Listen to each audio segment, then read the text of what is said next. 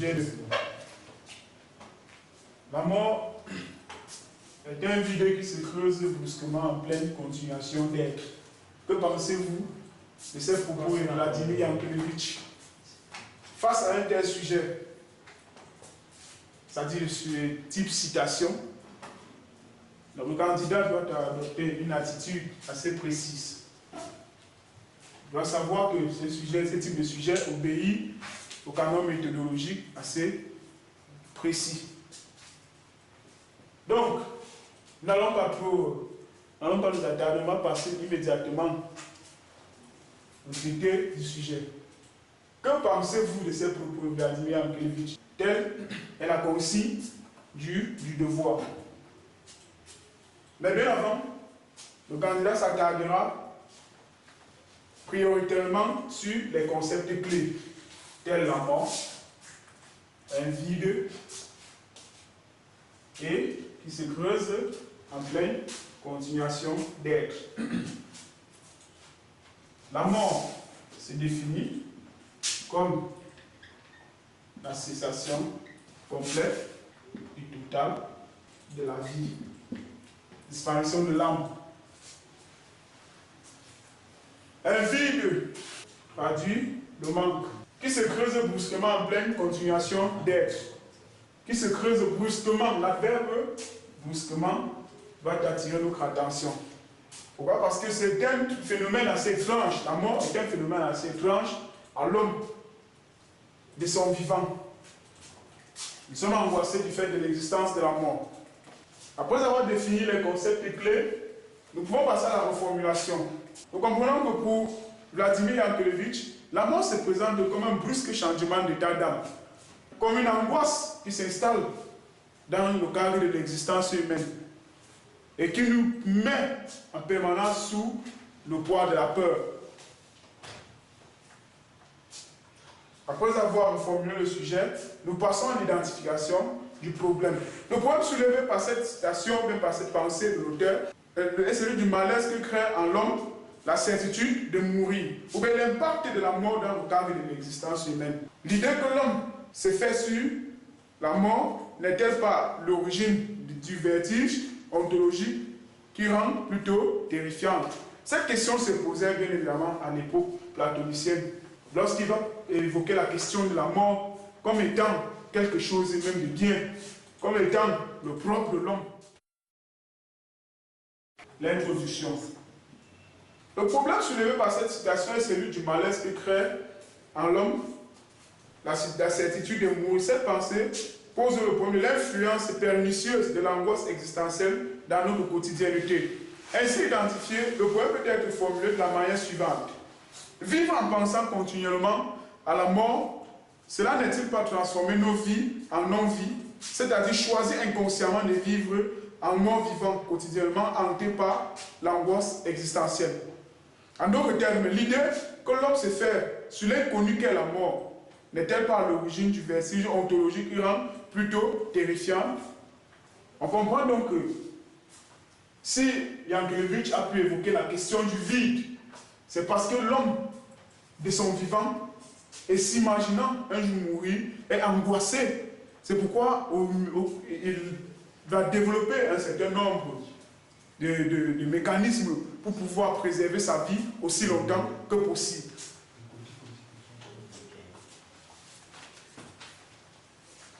Les fantasmes fallacieux et les représentations éprouvantes que l'homme développe par rapport à sa finitude et à sa vie future ne sont-ils pas plus horrifiants que la réalité surnaturelle qu'est l'homme?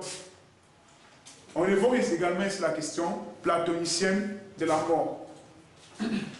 Bien vouloir tenir compte d'autres reformulations obéissant aux critères cohérents et pertinents.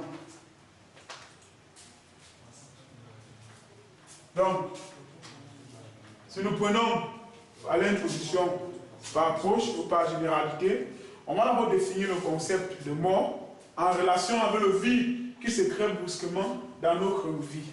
Développement,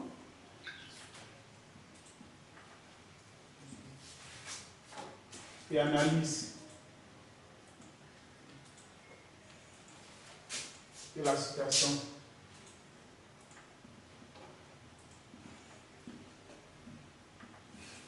démarrer le développement et l'analyse, le candidat devrait avoir l'idée que lorsqu'un auteur affirme quelque chose, c'est qu'il s'oppose nécessairement à une autre.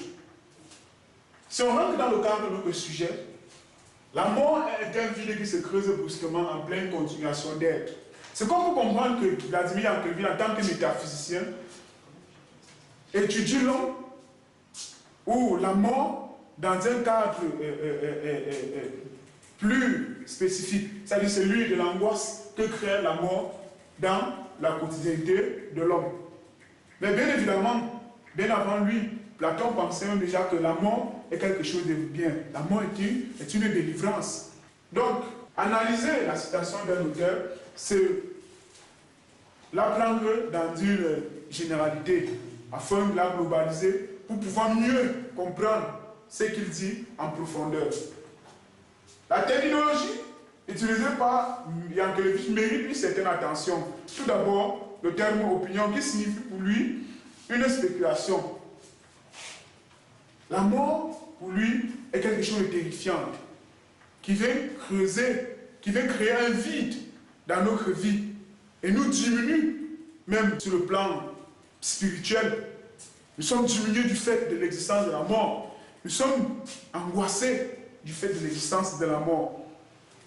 Et une attention particulière doit être aussi portée sur l'expression brusquement en pleine continuation d'être. En pleine continuation d'être, parce que tant que nous vivons, et nous ayant à l'esprit l'existence de la mort, nous ne pouvons pas nous canaliser aisément et nous perdons également parfois le cours de vie qui nous est propre.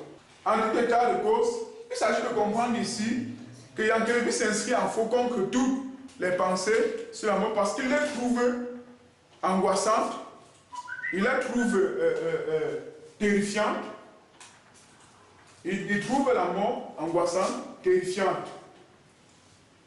Bien avant lui, il y avait le stoïcien grec Épicure qui pensait également que les opinions sur la mort, c'est-à-dire la peur, c'est ce qui était même ça l'essence de l'existence de l'homme.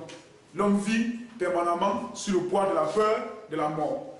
Donc, si nous prenons la pensée de Yankelevitch dans sa totalité, la mort crée la peur, elle nous angoisse, elle prend écart, on prend écart de tout ce qui peut nous amener à la mort. Mais, s'opposant à quoi?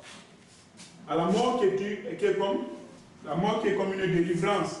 La mort qui est même déjà inscrite dans l'essence humaine. Pour Baruch Spinoza, bien évidemment. Parce que pour Baruch Spinoza, Spinoza lui pensait pour sa part que craindre la mort, c'est même refuser de vivre.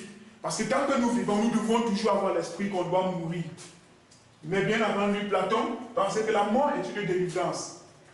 Et comment pouvons-nous trouver, par exemple, une personne qui souffre d'euthanasie, qui a été longtemps malade? Pensons-nous réellement que la vie a-t-elle encore un sens pour cette personne? La délivrance par la mort n'est-elle pas la meilleure des choses? Nous allons comprendre qu'avec ces penseurs rationalistes, la mort pouvait s'inscrire comme... La mort pouvait se présenter comme étant quelque chose de normal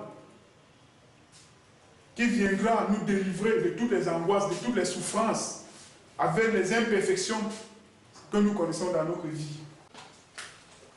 Donc, au développement, nous allons procéder par une explication brève de la pensée de l'auteur, sans toutefois sortir du cadre de sa pensée.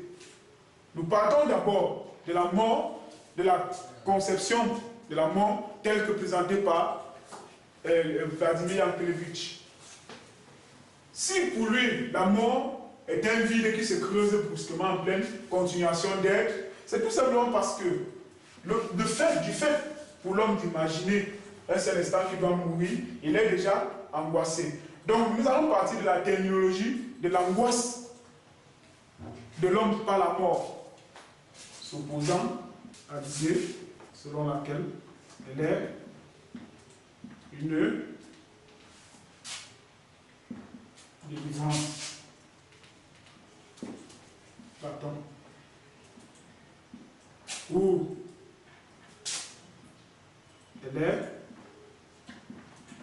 inscrite dans notre essence, Spinoza, éthique. L'ouvrage dans lequel il traite les questions de la mort. Avant de passer à la seconde partie, nous devons d'abord transiter. Il ne faut pas toujours oublier les transitions. Je le disais bien précédemment, seules les transitions donnent un sens à un devoir. Nous avons proposé une brève transition. Bien qu'il nous mette indirectement en garde sur les dérives que pourrait générer en nous la crainte de la mort et l'angoisse de l'existence que celle-ci suscite, la pensée de Yankelevitch n'était pas irréaliste, tant il est vrai que la médicamentation de la mort qu'elle vise semble révéler l'ascétisme. L'ascétisme ici peut en fait être comprise comme étant quelque chose qui vient brusquer notre état d'âme, ou l'héroïsme qui viendra nous instruire ou bien nous donner une identification qui n'est pas la nôtre. En tout cas, d'un vain effort, transcendance, voie d'indifférence, la mort reste quelque chose de bien, selon la conception platonicienne. Les candidats peuvent faire allusion à d'autres auteurs. Il convient tout de même de convoquer des auteurs qui ont pertinemment travaillé sur la question de la mort, qui est une question purement et typiquement métaphysique. Il convient de convoquer ou bien d'établir une communauté de points de vue avec la pensée de Yankelevitch. Donc nous passons à l'antithèse, le caractère inévitable de la mort, avec Platon. La mort comme une délivrance. L'affirmation de Yankelevitch nous semble tout à fait idéaliste. Héros ou philosophe ou non philosophe, la mort n'est pas à craindre, plutôt constitue une délivrance. C'est ce que pense Platon dans l'apologie de Socrate. L'auteur affirme: la mort est une délivrance. Lorsque nous souffrons atrocement, par exemple, on peut comprendre qu'il est nécessaire pour nous souhaiter la mort, qui se présente également à ce point comme une sorte de délivrance. Souvenons-nous de Platon, qui a préféré se donner la mort plutôt que de continuer à subir des injustices en buvant la ciguë, par exemple. En deuxième argument, nous disons que la mort constitue l'essence. Philosophe essentialiste, Baruch Spinoza, dans son ouvrage intitulé L'éthique, traite la question de la mort comme étant cette bonne chose inscrite en l'homme et qui permet de pouvoir nous libérer de toutes les angoisses existentielles. Source d'imperfection, par exemple, les souffrances, l'injustice, le malaise social, sont autant des raisons qui peuvent permettre à un homme de pouvoir souhaiter la mort, comme nous le disions précédemment avec le cas de Platon, qui pensait qu'il vaut mieux mourir que de subir les injustices. En troisième argument, nous pouvons évoquer la question de la logique, du rapport logique entre la mort, entre la vie et la mort. Pourquoi parler de rapport logique entre la vie et la mort? Bien évidemment, lorsque nous avons longtemps vécu, nous vieillissons, et à un certain âge, il est normal que nous puissions nous en aller. La mort à ce niveau devient également une délivrance telle que prônée par Platon. C'est pourquoi, pour le philosophe hollandais Baruch Spinoza, vivre sans penser à la mort, c'est exister petitement, se contenter de l'antécédent et occulter naïvement notre esprit. La vraie vie doit intégrer la mort comme étant une essence propre, comme une correspondance logique. Il est d'ailleurs permis de vivre chaque instant de la vie comme si demain on devrait mourir. Donc, pour avoir terminé avec ce troisième argument, nous passons également à la transition. Passer toute sa vie à être angoissé par la mort, c'est choisir de mourir précocement. Puisque plus nous pensons à mourir, plus nous sommes diminués spirituellement, plus nous sommes diminués physiquement et même moralement. Ainsi, nous devons vivre en pensant à la mort. La sagesse socratique, dès lors, consiste à vivre si l'on était déjà, comme si l'on était déjà mort. Philosopher, c'est apprendre à mourir, et mourir, c'est atteindre le but même de la vie.